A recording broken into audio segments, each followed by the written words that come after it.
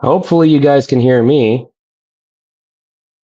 Let me see if I can pull up the stream on uh, another window here real quick for a quick sound test. Waiting in traffic. Let's see. Does it work? Hmm. I can hear you. Oh, you can? Yeah. Okay, good. All right. So Lewis is working on getting reconnected right now.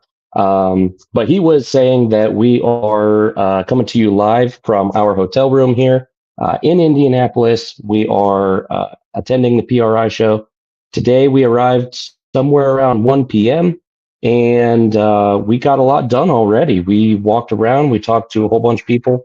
Brian from PowerTube TV invited us to a little get together that he was hosting for all the people that he's been working with to get that launched and rolling.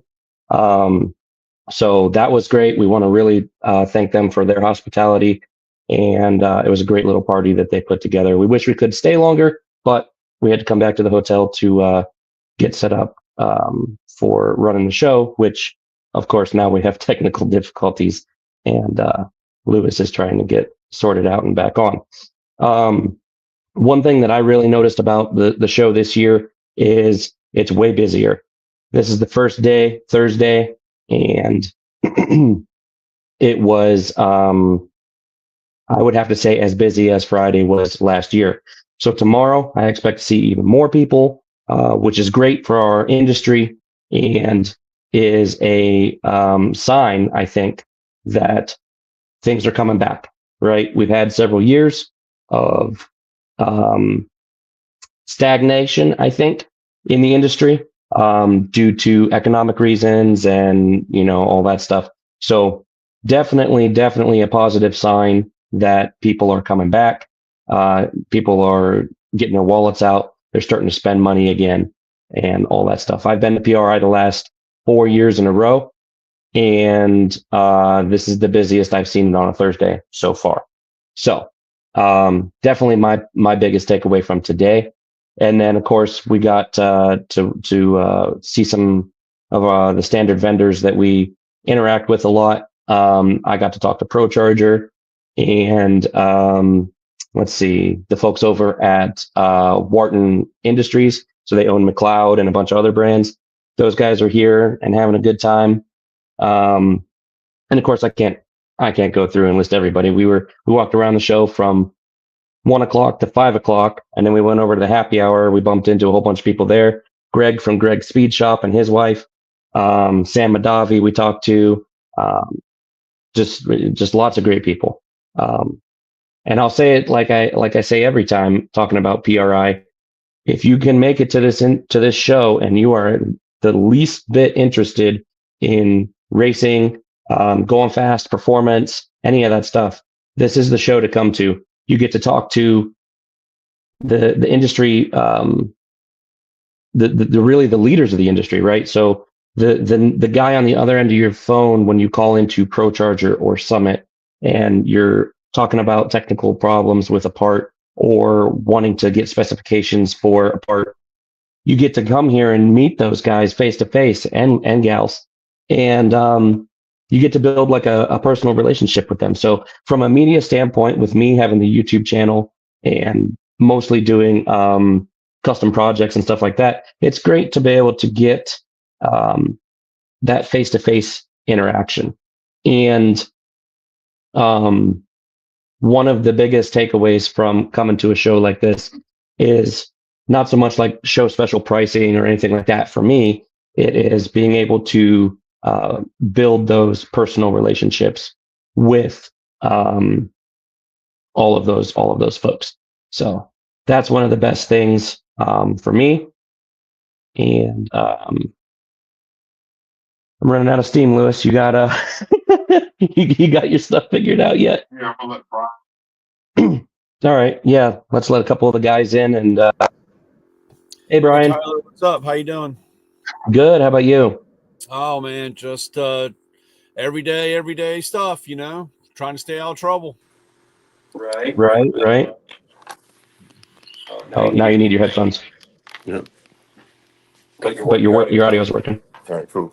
All right, let me. I mean, he had a very good introduction. I just don't know what he was saying. It was very full steam, all out, and I was like, "Hey, dude, wait a minute." It was good practice. Yeah. So, how many people you think are there, Tyler? I mean, It's hard to put a number on it.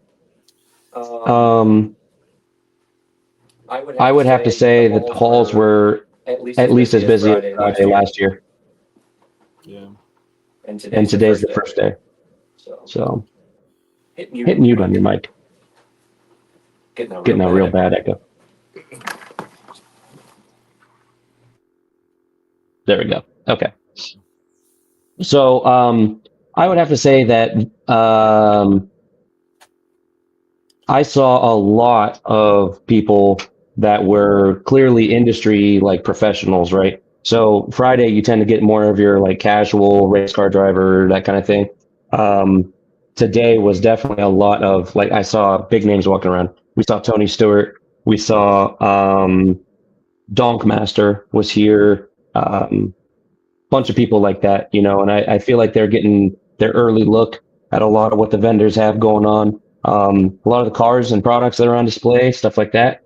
And ProCharger is probably going to make a big announcement tomorrow, which, you know, I'm a big ProCharger fan, so I talk about them a lot. They're going to announce release dates and pricing either at PRI or after PRI for some of their new blowers they're coming out with. I just released a video while I was at SEMA talking about the new F1R and P1R series. So they're gonna be releasing some more information pertaining to those real soon. And that's really I always say that you know SEMA is the Super Bowl of the car industry, right? It's the ultimate, right? That's where you want to end up. PRI is more like draft day. That's all the players and coaches and the industry professionals, you know, here in our racing industry. That's what PRI is. It's a concentrated and distilled down to the bare bones. I know it's early, and like I said, just getting there, but have they discussed or has anything come up about like product supply lines or, you know, anything like that where, you know, this is in the works, but, you know, we're waiting for supplies or we, you know, we're trying to seal some deals with that. Was there anything like that talked yet wise? I mean, I know it's early. It's not like you haven't been there to really pound a guy down into a corner. Yeah, and today we were really just shaking hands and, you know, all that kind of thing. Pointed questions and stuff like that will come tomorrow while I'm doing like my video interviews and stuff like that. A lot of people remarked positively about the results of the election and stuff like that, and how they think that influences people to feel better about spending their money, right? So tomorrow I can definitely ask some questions about supply chain concerns and stuff like that. Because even, I mean, I got my tool shows in it's later. It's usually in February, and I think it's actually March. I think is the date or whatever. But I've already had a lot of people ask me about supply demand, you know, stuff coming in, or especially the biggest thing is pricing. And we always go up at the beginning of the year, but you have no idea. It's a crapshoot if it's going to be 2% or 10%, you know. Right. And not so much with the tool companies that are mostly US made, but a lot of these companies have foreign sourced parts, right? Computer chips, all that stuff. So they're going to be more concerned about potential tariffs and all the political climate changes that might happen and all that, you know. So that's definitely a valid concern, supply chain stuff.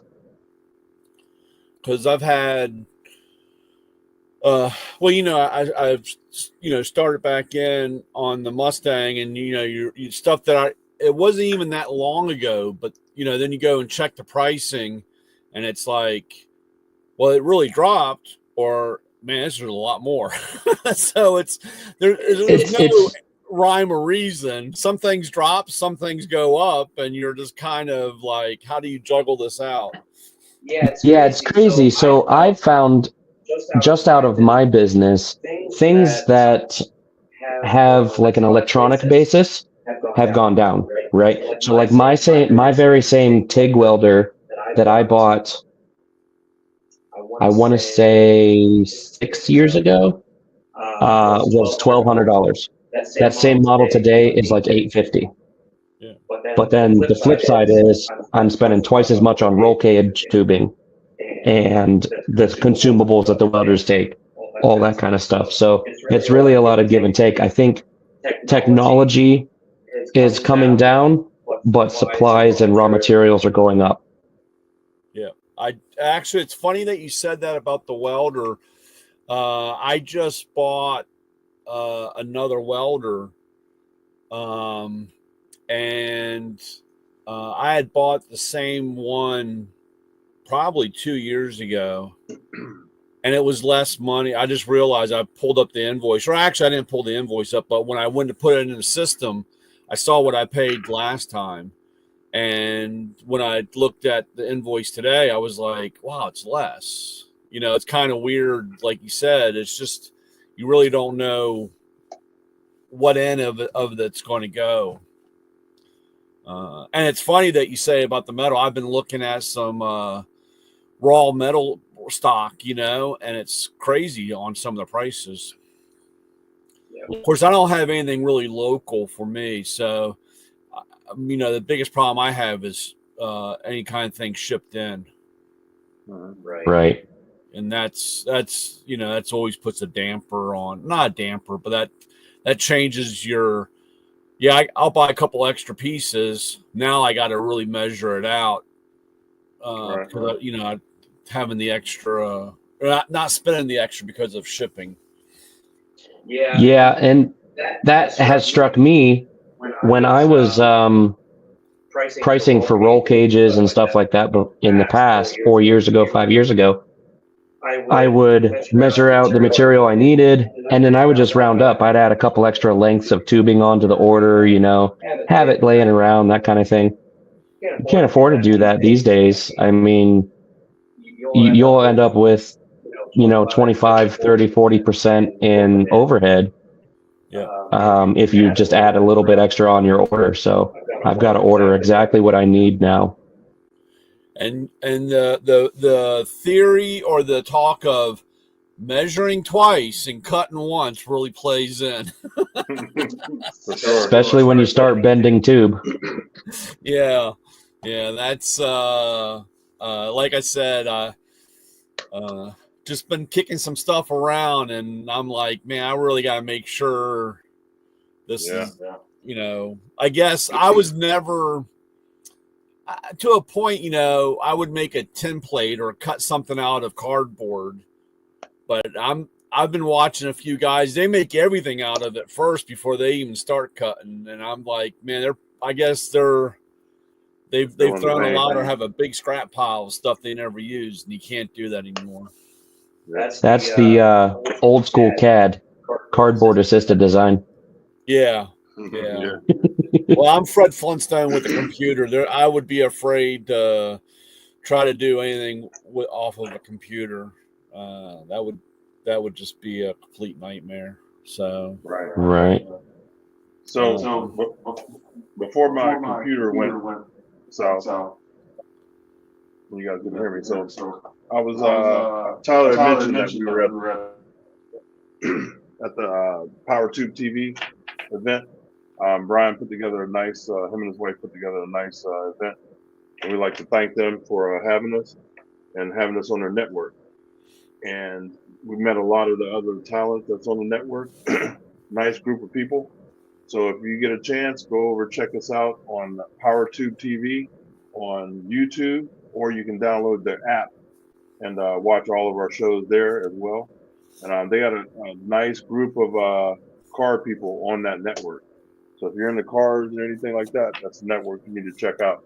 Because I believe we're going to take over from all the TV networks that are dropping off car shows.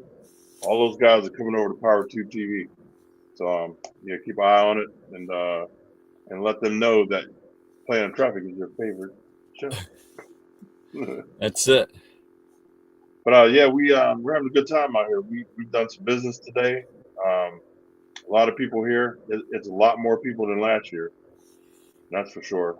And everybody has their hair down. You know what I mean? You stop and talk to people, and they're not in a rush like SEMA. You know, they're you can engage with them and talk like Tyler was saying. You can talk to the actual tech guys that touch the parts, not just the pretty guys out of SEMA. It's good. Yep. It's good. Ray's not going to make it tonight because he had his wisdom teeth pulled or wisdom tooth, so he's down and out. So we like to give a prayer for him that he feels better soon. Yeah, it's a pain in the butt. Yeah. Especially when it doesn't heal right, or it doesn't, you have something irritating still, or something just does, just. Or he had a root canal. I'm sorry, not a. Yeah. Yeah. Well, they both hurt. Yeah, they're still no fun. Either way, they're no fun. So. Yeah. But well, that's good.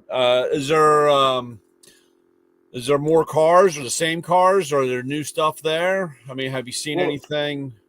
Yeah, you do see different cars because this is more racing, so you see a lot more of high-end race stuff, motorcycles and the real boys. You know what I mean? The real. There were a couple of cars here that were also at SEMA. Yeah, we seen the truck, OBS truck that we seen out there. Did you see the one that broke the internet? The Miata with the fake turbos and the small block Chevy with the Lamborghini intake on it? No, we have to search that out. I know that was the one at SEMA that everybody got all wound up on. Then they realized it wasn't complete, and he ended up rolling out early.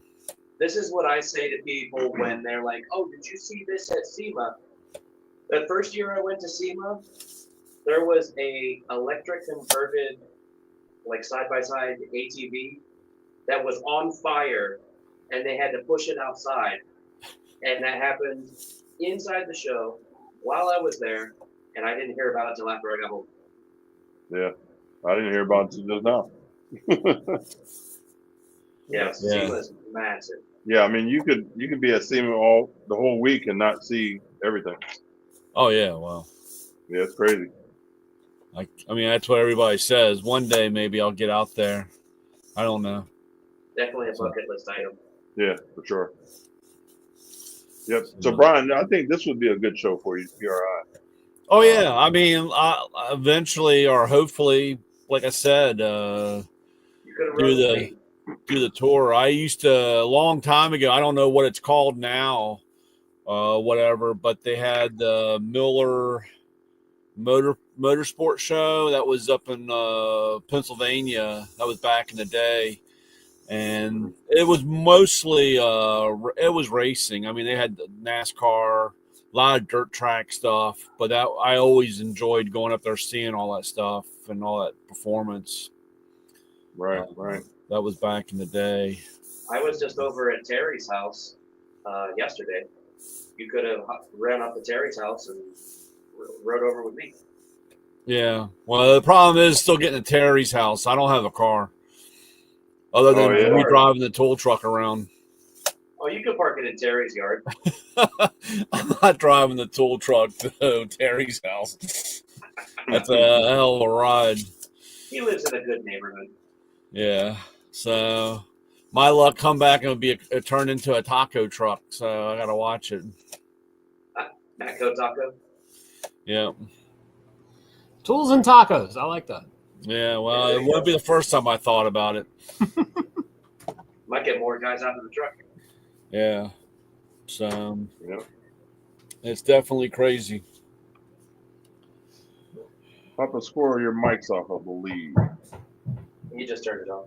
Oh, okay. Right, because it's making noise. Mainly Yeah, because I was coughing my brains out. Oh And yeah, that's the perfect use of the mute button. yeah. Yes, it is.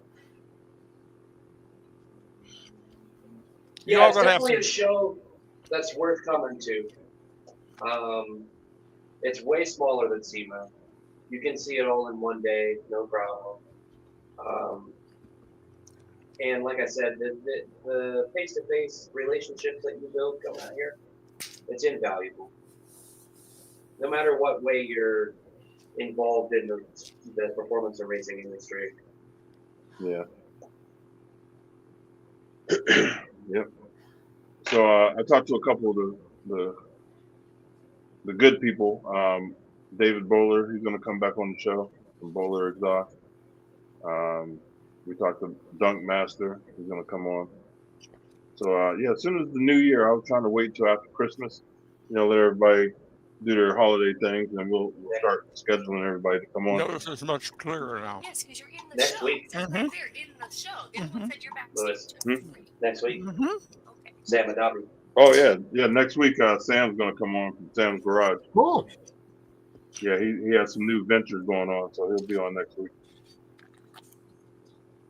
Yep. So we're building up our list for 2025. It's hard to Oh, believe don't that's even only discuss 2.5 that. weeks away. Yeah, 2.5 weeks we're there.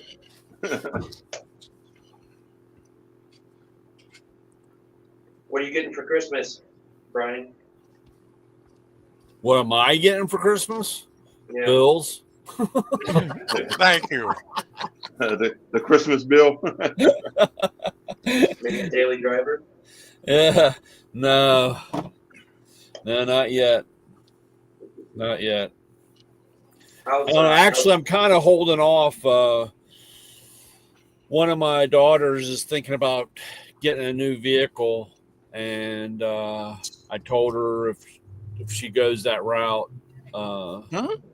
I'd get her. I'd buy her a car from her. I love it. Because I'd probably give her more than what they trade in to help her out, and see what happens. I don't know. They got a few things up in the air, so we'll see what happens. But do that. But yeah, well, like I said, I know the secondary market on that is not like it was. They're not going to pay. They're not, It's crazy how they beat you up. Oh yeah, now it's not like what it was. And when she had gotten that car, it was in the middle of that because somebody had totaled her car, hit her, and she was stuck, and she got the car that she got, and I was like, man, this car is nowhere near but you couldn't find them. I mean, they were just going so fast during that crazy time, and I've kind of said like, you're not going to get your money back. You're not even going to break even because that's over with now. And but I pad the difference a little bit on that. Yeah, my buddy was going to trade in his Chevy Silverado, and I was like, dude, if you don't bring that truck to my house, I had to threaten him. I was like, you better not trade in. I'll buy it. Yeah. Was that the rusty one that you got to do all the fixing on? Yep. That gets terrible gas mileage? Yep, that one. Sounds like something to buy, right? Something that needs to be worked on and gets terrible gas mileage. Yeah. Never said we were smart, right? Right. Hey, I got in it right though. I couldn't have bought it on the street, for less than $3,000. I bet they're going for about $3 or $4,000. I got in it. Yeah, it's amazing.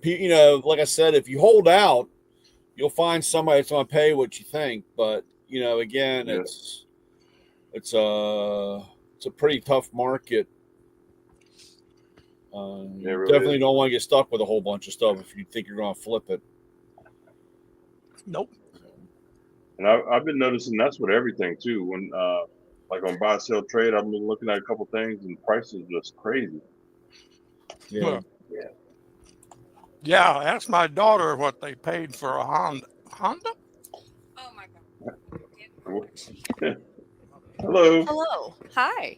Hey, how you doing? This is my daughter. Yes, I'm pretty sure they all know I'm your daughter. Look Not my just like first, right? Yeah, no, my husband and I got stranded on our 40-acre ranch in the snow, and our Dodge is down with transmission issues. And so we had to buy a Honda. We got a 2006 Honda Ridgeline, and we paid $6,000 for it from a local guy who loves them. Yeah. So, yeah. Yeah. I like her. She's actually. I never thought I'd like a Honda. That's the 4-door El Camino. It's okay.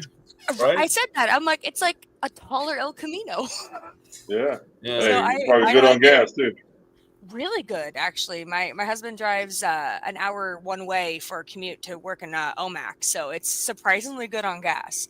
And the Right. most important thing is 4-wheel drive. It can get up our driveway. Yep, there you I go. had to take Dad's van down the driveway in 2-wheel drive, and that was fun. Ice skating. You were asleep. You were asleep. Yeah, it was. Yeah, I went down sideways at quite a few times, but yeah, no, I love the Honda. All right, here's Dad again. All right. Good luck. Bye. You told me to plug it in. Bye, guys. All right. Talk to you later. Yeah, Justin Airbats, he said, why buy something nice when you can buy junk instead? There you go. Yeah. Hey, Justin, are you down here? He's coming down tomorrow morning. Oh, is he? Yeah, I was talking to him earlier. Oh, okay. Yeah, we hook up with Justin down here at PRI. Yeah, there's lots of people still coming in tomorrow. Justin's coming in tomorrow, his whole crew. Joel Zoper Oh yeah. is coming tomorrow. So, like I said, I bet it'll be twice as packed tomorrow. Yeah. 'Cause ordinary people have to work during the week. Yeah, you're retired. I'm unemployed. Yeah. We ain't got nothing to do. Yeah, right. Everybody needs to give a shout out to Terry, Coverman 66. He wanted to be here but couldn't. Last minute, he didn't make it out to PRI. So you should definitely send him a message and say, why aren't you at PRI? Yeah, there you go.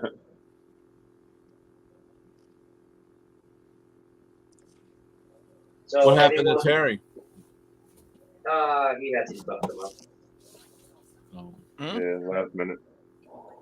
Part of the adult growing up part. Oh yeah. It's Yeah, always always makes it something. fun and entertaining. That's the truth. Has anybody heard any whips of new product or anything like that I should try to hunt down tomorrow and check out? Yeah, let us know if you want us to go check something out tomorrow.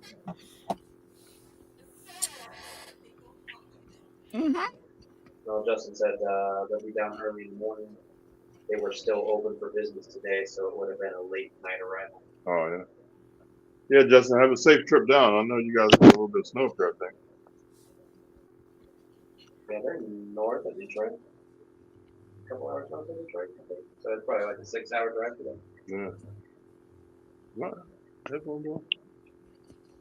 Can you guys hear me? Yeah. Oh yeah. Okay. All right, good. Yeah, technology don't work good with me for some reason. Oh, so it's your fault, Justin. He said it's another year of Terry and I not being at PRI at the same time. So Yep. because Justin's coming, Terry couldn't come. Yep. I told Terry to, catch a plane, come down here for one day, but Yeah. I just took the CUDA out to his house yesterday. yeah. So the cooler's at his house, and he can work on it in the middle of the night when he can't sleep. Yeah. He was really jonesing to get it out there so that he could do all the rust repair and all that stuff that I didn't want to tackle.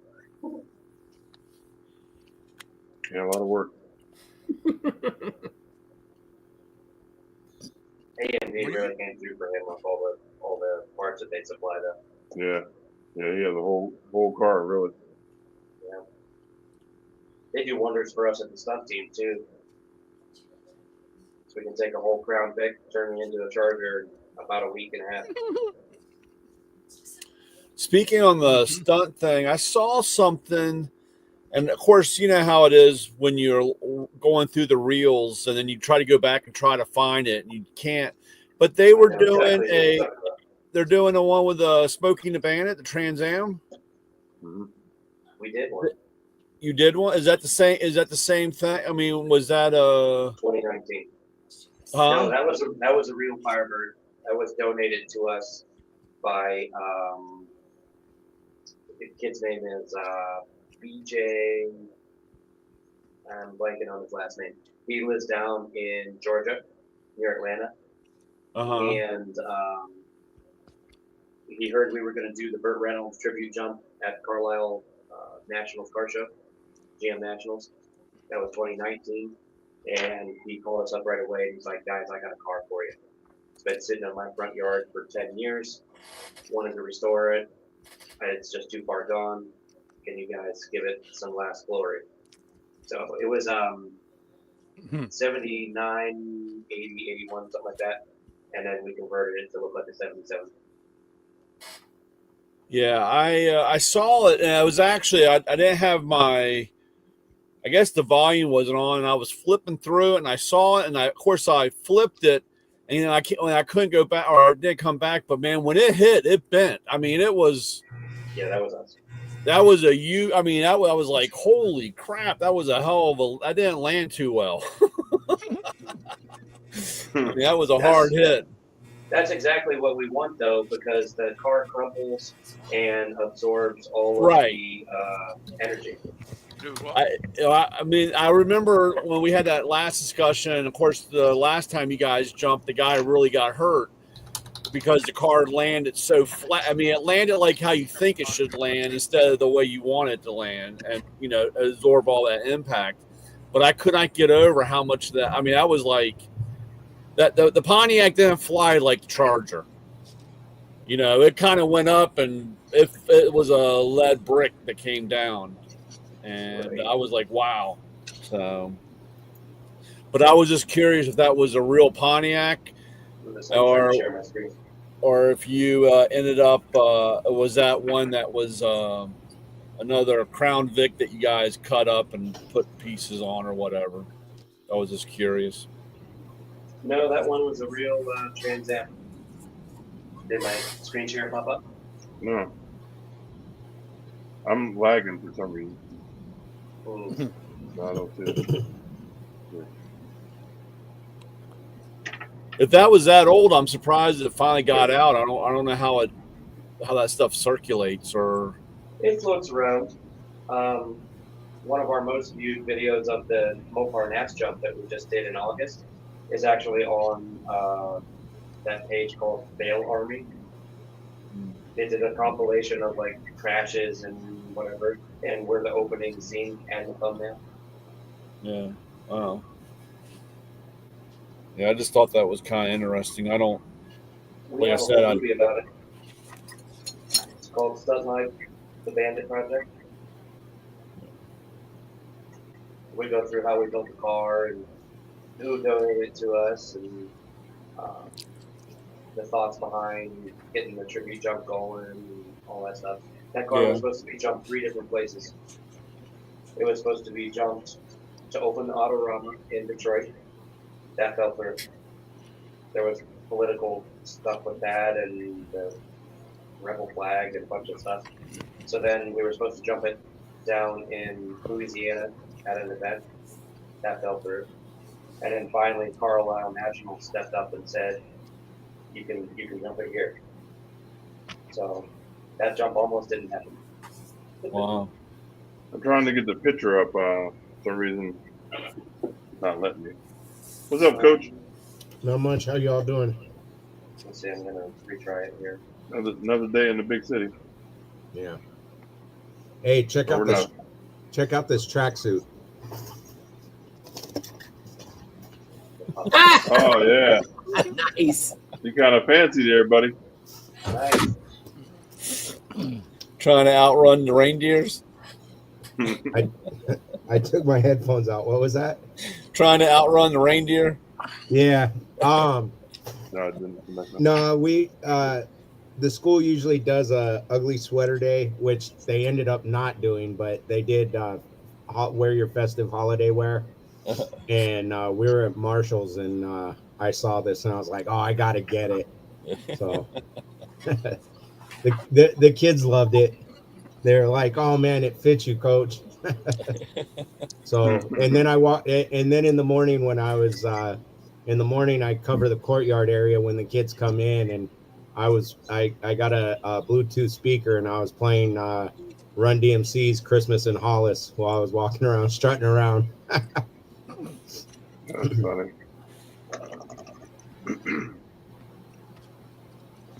Man, The only thing I forgot, and I'll probably wear it next week, but I was gonna get the gold garland and wear it like a gold necklace.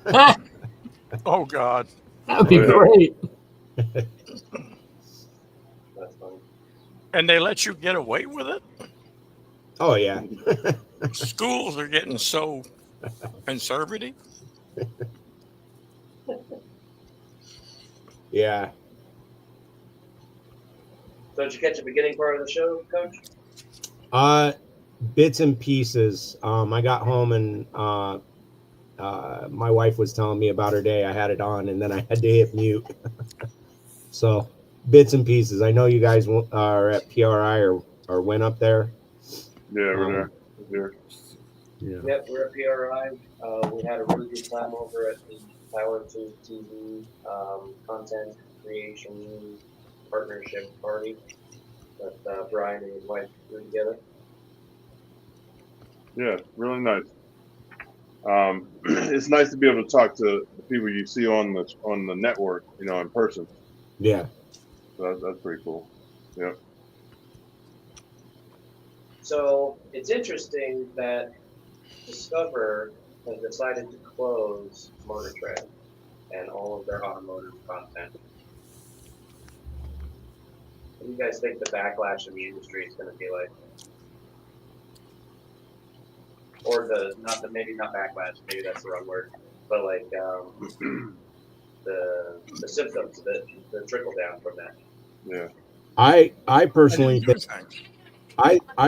think that some of the people that watch Motor Trend and have heard what's going on, I think some of them are going to probably stop watching some of the other shows.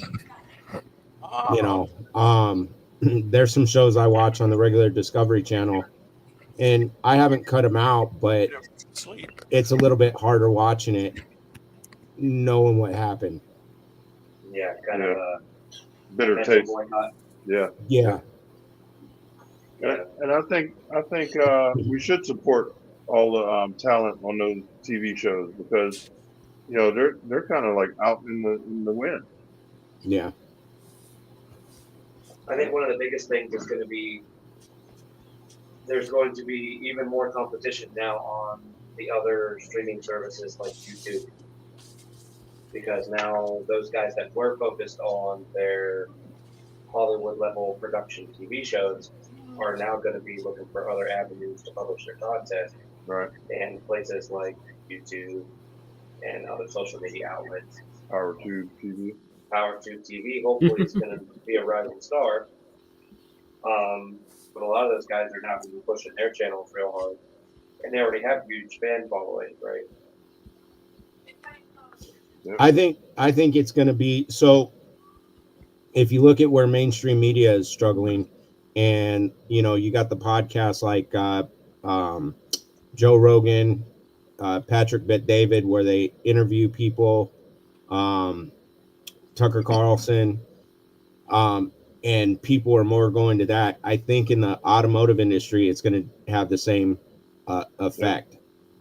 People, even if they try to restart something like the Motor Trend, they may put a show that one of us may like, and we may watch it, but I think there's going to be a lot of people that are going to be going to, like you said, the PowerTube TV, the whatever's on YouTube. I mean, if you look at it, what was it, a year or two ago? We talked to Dan Short from Phantom Works, and they've got something going on their YouTube channel. Yep, they're all going towards that. Stacey David, his network is getting pretty strong. Yeah. Oh, definitely. Yeah, I've been watching his that McLaren build. Mhm. You know, and again, for a while there, when we interviewed him and we were talking about it, in my area, they weren't showing his show for quite a while, and I really liked his stuff. And when I found him on YouTube, I was excited. You know, so I think the internet channels are really going to take over. Yeah. Yeah. Agreed. For sure.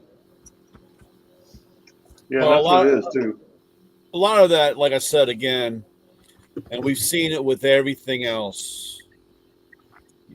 Everybody starts getting greedy, Mm-hmm. and you know they drive, they start driving up the wrong avenue, and you know they forget. I watch a lot of different people, and it's funny. You watch the early stuff, and it's really good because they're at the base of what they do, and then they want to. You don't have to have everybody like you. See, that's the problem. And then they start getting into something that they're, you know, and it's like, dude, just go back to the basics. You know, I joke around with it. Like my business, it's so funny, and you know, they have a playbook or you know a basic guideline. And I talk to new guys, and they say, "I'm going to do this, and I'm going to do." I said, "Dude, stick with the book, stick with the basics." And they'll like, and it's funny that they go off on their own, and they either go out of business or they try to reel it back in really quick. I mean, you know, and that's the way I feel with some of this stuff on TV or the YouTube. And when you have a big corporation behind you, they're just looking at dollar signs, Mm-hmm. and they have no idea what you're doing anyway. They don't even understand why. Why would some guy want to watch somebody weld something in or do you know whatever? And they start they lose the concept or the basics of the show or the idea. What? Yeah, it's amazing that they make any money, but Yeah. they make a lot of money. It's Don't crazy. do it. And then they don't pass it on, or they don't course cut. not. You know, they start trying to cut people out, and One of them you know, might be able some of these guys can do it. You know, you look at the guy, what's his name, the Mopar guy. You know, he knew Graveyard Cars. Graveyard Car. I think he knew long way before all that because why didn't you know he started his own production, he started his own stuff, and he wanted to put on what he wanted to put on. Yeah. And he wasn't so called a team player, so he didn't get rerun, you know, the death about it, you know, because he said Mark Foreman there, I think Foreman, right? Is that Warman. yeah. But you know, again, we'll never know the full story. We can all speculate and just have our ideas or what we hear, but that's my biggest problem. I love watching some of these guys, and I love watching the early stuff because it was just meats and potato. It was the basic. They didn't have to try to, you know, I get tired when somebody's trying to be funny or trying to make something that's really not there. Just if you just did what you're supposed to do, you know. So, but I unfortunately, we get tied up with greed or money too much involved. Everybody wants to make That almighty dollar. yeah. Mm-hmm. Well, two things I want to say. I want to kind of bounce off of what you were saying, Brian. Is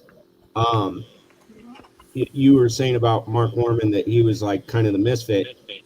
If you look at in the automotive aspect, the auto shop classes in high school, it was the kids that were misfits. You know, any one of us were misfits to one degree or another. I mean, we had a place, we fit within tinkering with stuff, but to a lot of the other regular school stuff, we were kind of misfits, or you know, it was the greasers or the, you know, whatever we were called at the time. And the other thing, as far as the money, I don't understand, because I think this is across all corporate, the corporate greed across all everything, not just automotive, but what these guys start thinking is the fast money. They're not thinking about the long game. And it's the long game that keeps you going. It's the long game. You may have ups and downs, but when they're thinking we're going to do something quick and flashy, well, quick cash comes and goes. And then the other thing is, like you were saying, that the money doesn't, they rake in a ton of money, but they don't trickle it down appropriately. If you take care of your people, they'll take care of you, and they'll have your back all the way. They'll have your back from day one. But if you don't take care of them, they got 1 foot in and 1 foot out, because everybody wants, at the end of the day, if you're not being taken care of, you've got to take care of yourself. So, well, the thing with media is everything is based on, how many people are watching, the ratings you get. Mm-hmm. And you want that flash, because all of a sudden, like, oh my God, did you see this over here? Everybody's like, oh, look, shiny. And everybody's looking at it. But like you said, it only lasts a short period of time, really short period of time. Yeah. And then they go on to the next shiny thing. Unless you're the hot to it girl. I mean, even she's gone. When was the last time you heard her? Really, though? I mean, it was more than 15 minutes, but yeah. It was 20. Look at an example of Madonna. She's not around anymore. Who? Madonna. God, please. Yeah, well. Hey, she wasn't a flash in the pan, but she went quickly. And I think that too plays into with how big the internet is, and everything, once it becomes big, it's out everywhere. Yeah, everywhere. So everybody sees it, and then it's old in a week, and it's gone. Right. Yeah. Well, the only thing, and I know that YouTube, and we've talked about this a dozen times, and of course you get tired, of course the way their system is, you gotta like and subscribe, and you gotta, so they can get the generate the play or the format or whatever. And that's where those guys need to learn, or, hopefully they can grow in that. But I like I said, most of these guys, I'm pretty sure, are going to do their own thing. There's only, I think there's been a few of them that, won't do their own production. Hopefully they'll get picked up by somebody and do it.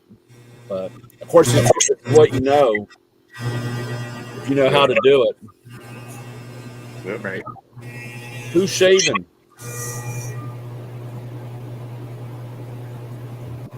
I mean, running a sweeper. Sound like that sounds like a transformer. That's my heater. Oh. Tell us to be quiet. got the big red wire going, lightening up. Yeah, well, it's not red. It's getting there. It's getting red, He's though. got the transformer from an old microphone or an old microwave, and a coiled copper wire attached on top of it with a fan. Hey, that would work. It's either going to warm you up, or it's using the Tesla coil. Yep. One way or other. So we were talking about the the flash, they throw stuff out there. If you remember in the 2000s, in the early mid 2000s, they had the car shows where everybody was arguing and bickering, and I don't know about you guys. For me, it was kind of like, oh wow, I want to see what's going on, man. These guys get heated. It didn't take long where it was like, you know what, enough of this. Just build the thing and show us what you do. I don't care about your arguments. Get over it. You sound like a bunch of women, and no offense to women, but it gets old is what it is. And I mean, even some of the shows, even it starts to turn into a soap opera. And even some of the shows recently, you might have a little bit of heated moments. And again, as we've heard, a lot of those are staged, but you have some banter in the shop. That's kind of normal. And but it's not overbearing. But right there in the 2000s, it was like, it got overbearing. That's all the show was about. And it got old really quick. Well, personally, I think they still want that The because early 2000 shows. Oh, yeah, you know where that started? Orange County Chopper. Throwing chairs. Yep. Throwing chairs, arguing, all that stuff. Yep. So I know some people that worked on the Bat and the Furious with the Christmas family, Mhm. and they said they just made all that stuff up. All Yeah. the drama, all the arguments, it's all scripted. There's a lot of it like that. That's when, yeah, it's like they got to bring reality TV into the car scene. And of course, I'd probably like everybody else. I loved watching those shows, but it's really funny now. Being where I'm at is I'm one of those guys in that shop, and seeing like, oh no, this totally makes no sense. Like, well, why is this? I'm like, no, this sort of thing would never happen. Just absolutely no way. It's So kind of laughable. Slingshot, are you saying you're throwing the chair around now, or what? Or do you catch the chair? A little bit of both sometimes, but He catches the chair and then mounts it in the pickup. right. It's one of those that I always kind of go back to. Is there was a episode of Counting Cars where they were doing a pickup, and Danny said, don't put trim on it, don't put trim on it, and one of the guys went and they airbrushed like fake trim on the side of the square body Chevy, and then they go to unveil it, and Danny pulls them aside and he's, I never saw that, I didn't approve of that, and there's like, well, it was a good idea, but whatever. But like, how you can't be the boss, and you have a vehicle that takes a year to build and not know what they're doing in the paint process. Yeah. Like it's just kind of Or funny. it's always we have 1 week to get to SEMA, and this car has got 18 weeks worth of work that needs done. Yeah. Don't break this windshield. It's the only one in the country. And then they break it every time. Yep. Perfect example is on the Fat and Furious. They were doing like a air ride, lowrider, and the production company's like, "Oh, it'd be really cool if we blew up an airbag and made it look like, you were airing it up for the first time and it just blew up." They had to cut on that airbag with a cut-off wheel to get it to fail. Yeah. They're that strong, huh? Oh yeah. Wow. Now, And then they went and so the air ride supply place, they got a bad rep from the whole thing because they're like, "Oh, this blew up," and they took it back and like threw it on the counter and they're like, "This is junk. You got to replace this." well, that's no good. Yeah. Yeah, and Now, that's the thing for that little bit of flash, you just hurt a company's reputation. And and especially too when the air ride was new, somebody's looking at that going, I wanted to, but I don't trust it. I don't want to be driving down the road. I don't want an airbag to blow out. Yeah, and I mean, things can happen. Not everything's perfect, but when you're putting it out there like that, and then you got to stage it, you really hurt a lot of people. You hurt a lot of people that might be interested in it. Then there's arguments in the show scene. Well, I got hydraulics, I got airbag. No, you don't want those. Those pop. And then again, the company, and even the company that they may have been showcasing, it hurt them firsthand. But what about all the other companies too? Yeah. Airbag companies. Yeah. Well, my box truck, trickle down. my 30-foot box truck that unfortunately I'm only giving to my daughter and her husband to she heard me. It had Goodyear. It's got an air ride suspension on the back and Goodyear bags. I know a guy who needs that. Yeah. Yeah. Don't leave it parked. Not me. It's the other way. You gotta point the other way. No, point the other way. Because on the screen you're pointing at me. No, not pointing at anybody. That's weird because he's this way on my screen. Oh, really? Yeah. Yeah, the screens switch around every once in a while. I've got it easy. I just point up. Yeah. Well, we just gotta continue the motion there, Jim. Right. We just keep pointing around. Isn't there an old TV show where they did that? Yeah, it's like the break. I got to go the other way. Go ahead, Papa Squirrel. I bought the truck 10 years old. And I worried about those airbags for almost 10 years. Mhm. And I finally got them replaced just because I could. And Yeah. I had the guy show me the airbags. He said, "Oh, hell, there was no problem with them. They just had some cracks in them." And that tells me those bags don't fail very often. And Can that's on a work you? truck. Yeah. Can you send me the? The old airbags. No, the information on what bags you use. I just know it was Goodyear. Oh yeah. I'll try to look. Yeah. See, Because send me what the system it is.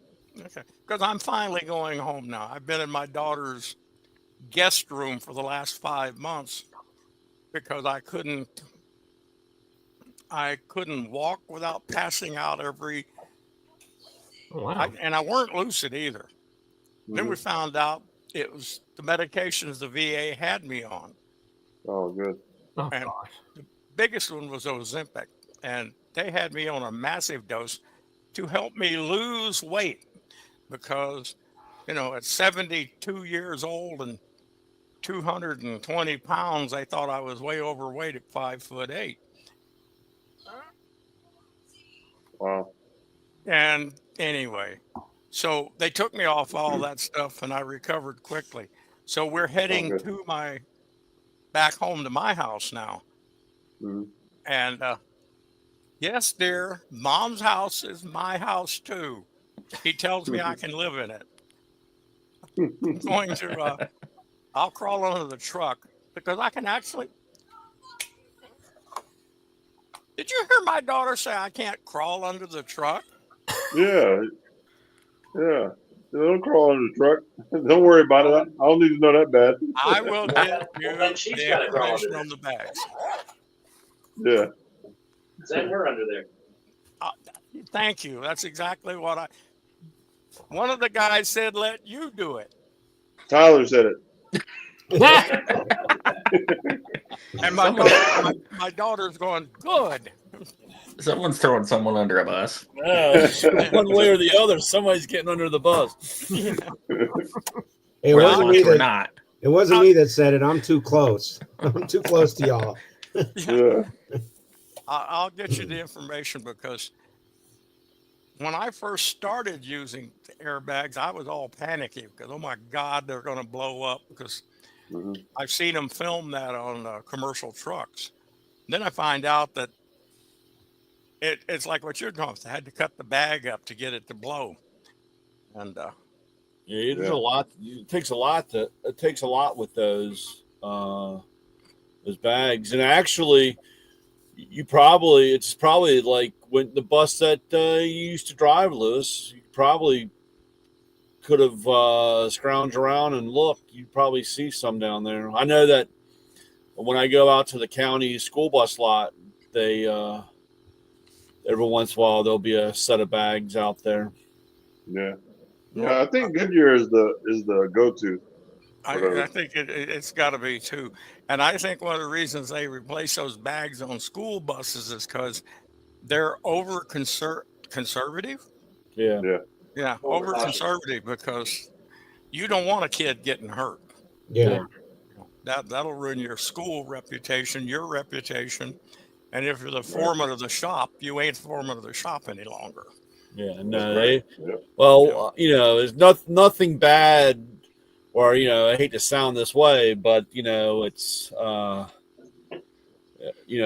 amount of money is worth the injury of a kid. And that's Yeah. why they do it. They don't want to And take that's a why they chance. do it. So Right.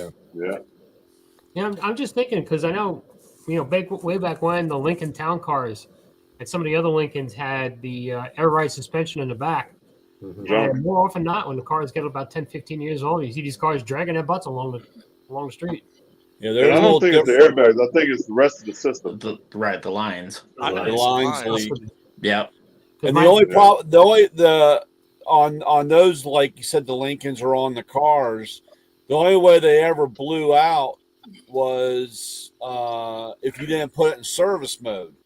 And when the person would bring it in, and if they would, like they were going to do an oil change, and they would raise it. Well, what was happening is the sensors say, oh, we got to level the car out, or we got to activate. And of course, it's blowing the bag. It's trying to keep the system. That's why you had to put them in service mode. And then it would pop because it would get to the point where it wouldn't move anymore and they would blow apart.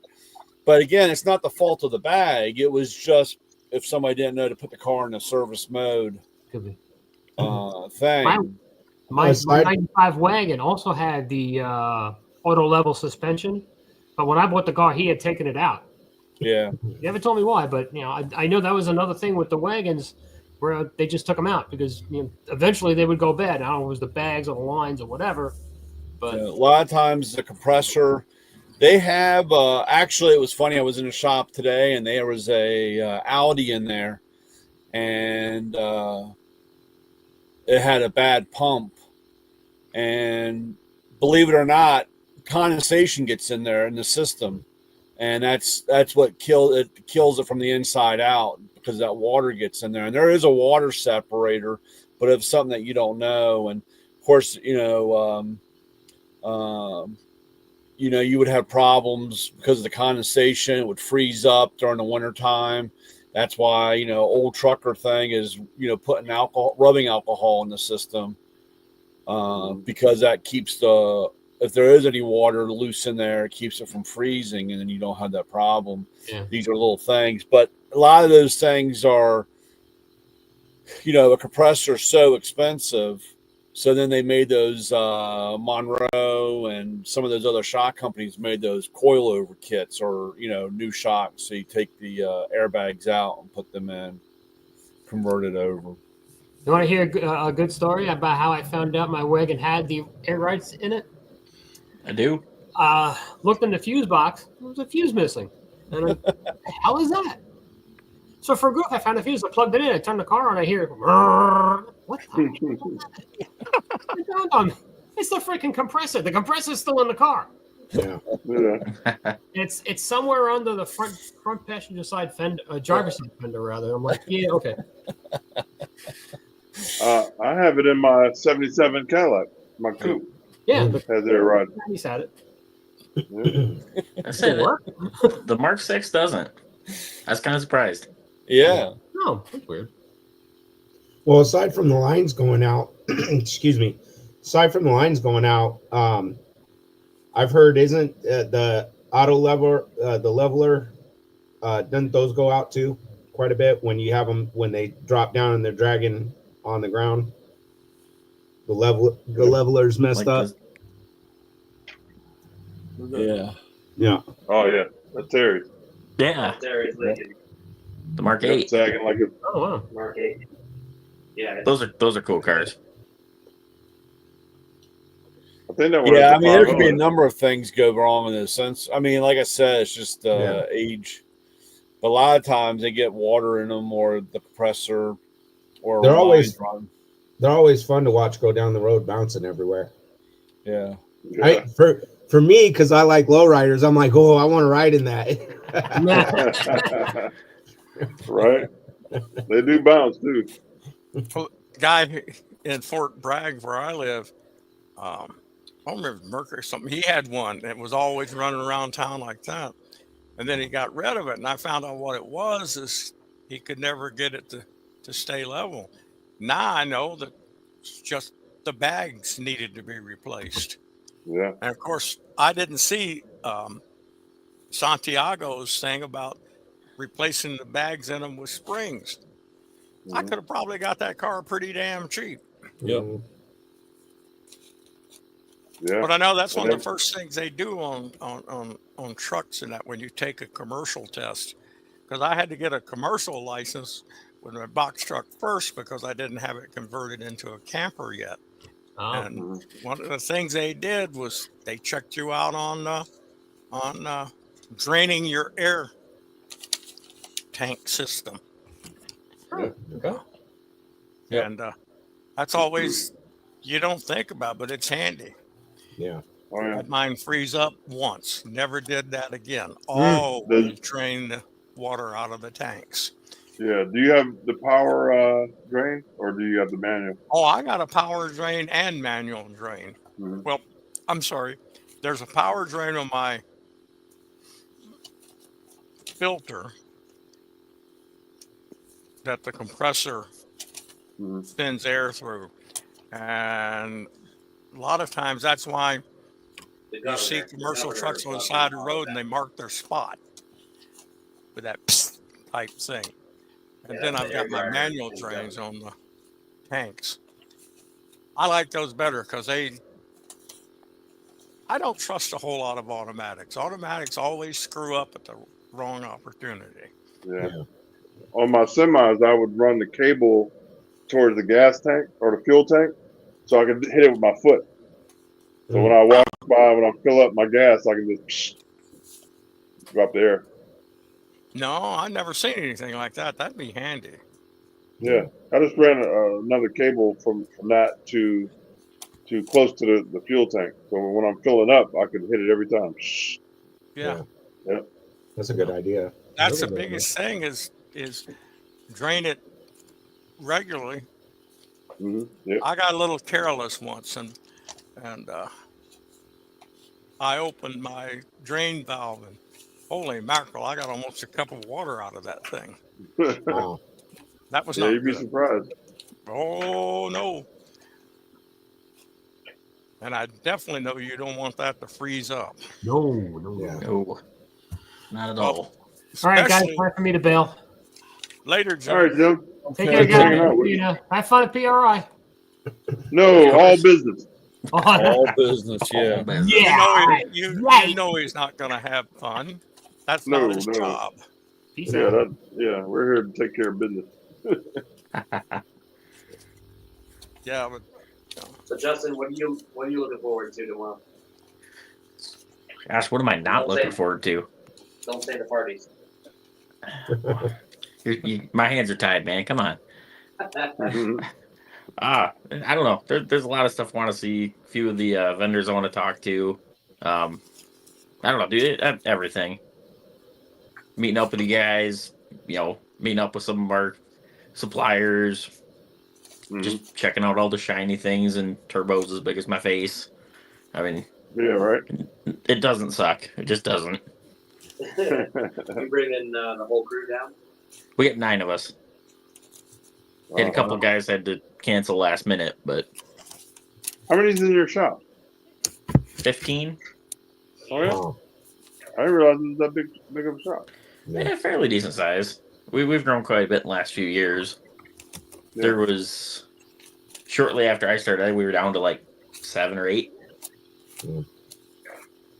Is that 15 total? I mean, is that 15 techs? I mean, mechanics or fabricators, or is that total. including everybody, Including the owner, shop man. Yeah, includes the everybody. shop dog and everything else? Yeah. and what gets me is the IRS would consider you a small business. Yeah, And that I don't crazy? consider you a small business. A small business is like me and my wife have been. 2 people. That's a small business. Yeah. 15 people is not. Well, that's what we got. One of my friends runs a shop. He's about half an hour north of us. And yeah, it's like him and I think at this point 2 other guys. That's it. Yeah, but it's people like you guys that keep the economy going because, yes, companies like Ford that employ a lot of people, but they're only one thing. Small business employs 3 or 4 people here, 3 or 4 people here. After a while, you got a hell of a lot of people working. And that's what I think is important. And that's why I don't think small businesses get enough credit. Yeah. Yeah. You're right. Because That too, and one of the big things our boss likes to do is like we try to use as many local businesses as we can for powder coating, various supplies. Like if we can get something local, we'll get it. Yeah. Well, you get a faster turnaround, but more so than anything, you're helping your community. Yeah. You're giving jobs to your community, and that goes a long way. I don't think people really understand that. I mean, unless they're in that position, but I think your average person doesn't really understand that. Right. And besides that, if you know somebody local and they screw up, you can go talk to them. You might Yeah. have to go talk to them at midnight, but you That can you still can. go talk to them. Yep.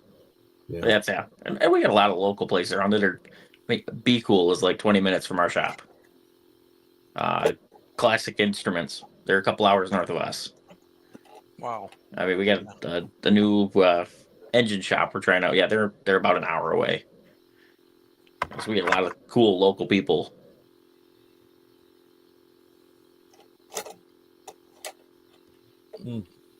That's what counts. Yeah. I want to see what my. I always think it's funny because we talk about this, and you know, as a small business owner and doing business with local, I love listening to somebody say, "Well, why does that guy go out of business?" Or why did that person? And I was like, because you didn't deal with him. You dealt with somebody over the internet, or you drove. You know, you didn't take care, and they don't understand. They still don't. You can still see it. It doesn't register in their head. Yeah. That's, you know. Yeah. The internet is nice, but don't go. You know, my local auto parts dealer, Bruce at Napa. I've been dealing with him now for 25 years. It's so nice to have a place that I can walk into and order a part and not have to pay him a down payment or pay for it because he knows that I'm going to get it. Yeah.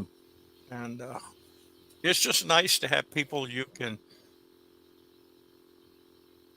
depend on locally and you can call up and they don't require, you know, you got to put 100% down payment before we order this, especially when you're on the road and you call up, I got a problem. Right. And, you know, Well, like you said, the internet's nice. I mean, there's sometimes you just you to get something faster, or maybe nobody local has it, but it only goes so far. And it's a good tool to have, but it shouldn't be, if you can avoid it, shouldn't be your main tool as far as using local. I mean, Right. here I'll tell you a funny story. I ordered a pair of shoes, and I seen them at the mall the other day, and we were in and out. I didn't have time to really go in there and see if they had my size. And now it's not necessarily a local store; it's a chain. But I figured, you know what? I'll order it on the internet, and I'll have it in time because they're the school colors. So I'm like, I can use them as my sideline shoes, and I'll have them for the last 2 games. I can't wait. So I go online and order them. They were supposed to come in last Friday, and I get home and I'm like, hey, did the package come in? No.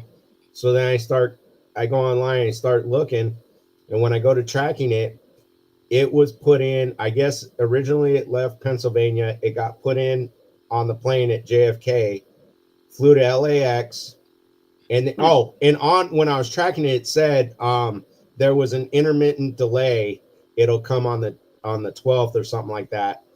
And I was like, well, what's the delay? So I'm following it and I'm looking each stop. It made it to LAX, and then the next one is it's back at JFK. And I'm like, intermittent delay. I'm like, did somebody not take it off the plane? Or did somebody put it back on the plane? I think somebody didn't take it off, but I'm like, damn it, I should have just made an extra trip back to the store when I had time. I'd have had them already. Well, the crazy part is to get a status update, someone had to scan it. Mm-hmm. Yeah. So that means they had it in their hand, scanned it, and then it went back to. It got back on the plane. Wow. What's up, Joey? Joey's in the chat. Hey, man. who's in the chat? Joey. Oh, Joey. Okay, because I was going to say, I don't see anybody. He's on the public comment. Ah. Yeah, YouTube. Well, guys, what time is it? 9:19. I'm gonna jump off because we had a long day. 10:19, and we gotta get pretty for tomorrow's show. We got to get our Yeah. beauty sleep. So I'd like to thank everybody on YouTube and Facebook for joining us tonight. And please tell everybody that we're on YouTube, Facebook, and PowerTube TV. Check us out. We do this every Thursday night, 9 o'clock Eastern time, and we love all of you. I'm going to end the stream right here. Maybe.